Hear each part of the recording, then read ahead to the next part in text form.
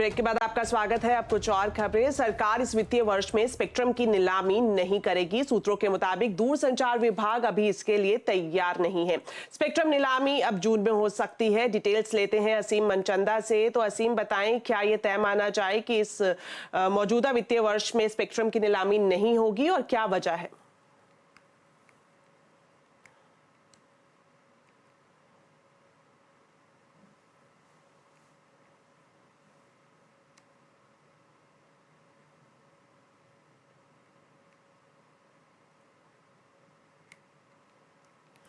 जी असीम, अगर आप मुझे सुन पा रहे हो तो आपसे ये जानना चाहेंगे, क्या ये तय माना जाए कि मौजूदा वित्त वर्ष में स्पेक्ट्रम की नीलामी नहीं होगी और वजह क्या है इसके पीछे?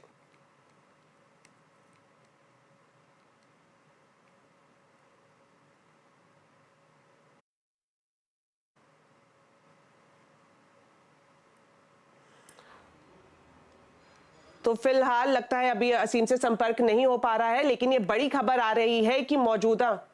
जी असीम, बताएं, क्या है अपडेट?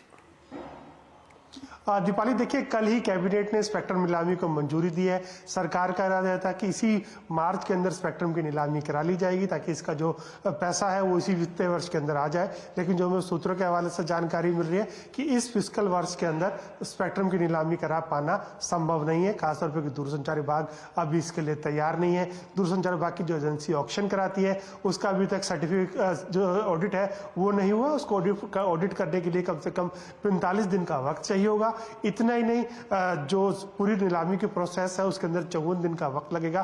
तो सरकार फिलहाल स्पेक्ट्रम की नीलामी नहीं कराएगी। इसके बाद चुनाव आ जाएंगे। चुनाव आने के बाद जब नई सरकार बन करके आएगी तभी स्पेक्ट्रम की नीलामी होगी। यानी कि अब स्पेक्ट्रम की नीलामी जून में होगी, उससे पहले स्पेक्ट्रम की नीलामी नहीं होगी। टेलीकॉम कंपनियों के जिनके लाइसेंस खत्म हो रहे थे, सरकार ने उनका लाइसेंस ऑलरेडी 3 महीने के लिए एक्सटेंड कर दिया है और आगे भी उसके लाइसेंस को 3 महीने के लिए और एक्सटेंड करेगी। इस वित्तीय वर्ष में सरकार स्पेक्ट्रम की नीलामी नहीं कराएगी।